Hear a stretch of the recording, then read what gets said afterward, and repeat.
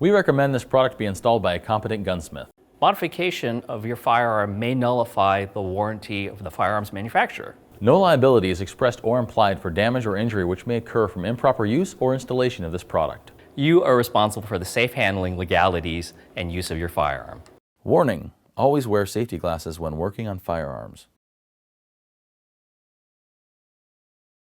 Hi guys, Scott Folk here from Apex Tactical Specialties. Today I'm going to walk you through the installation of the Apex Failure Resistant Extractor for the Sig Sauer P320 line of pistols. For this install, you're going to need a 3/32 inch pin punch or any equivalent size punch. Before we get started, I want to show you the differences between the factory component and the Apex component.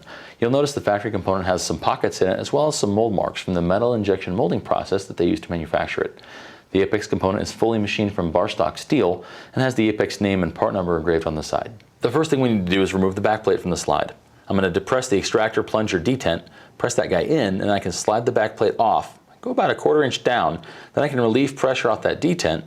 From here I'll put my finger over the striker, I'll pull the backplate out, and then I can relieve pressure off the striker. Now I'm able to remove the other components. With the backplate removed, I'm going to grab the extractor plunger detent. I'm going to pull it out until I can see the plunger in here is clear of the window. So I'll pull it out of the way. Now the extractor will slide right out into the breech. With that removed and out of the way, I'll take the Apex extractor, I'll drop it in, push the plunger back against it, and make sure that little flat is pushed all the way up against the extractor in here. Then I can put my backplate back on. The final step is to reinstall the backplate. I'll take the backplate, put it on the back of the striker housing, I'll push down, and I'll slide it up into position about halfway up till it's just about center line with that plunger. I'll take my pin punch, I'll depress the plunger in on the extractor, push the backplate into position, and I'll relieve tension.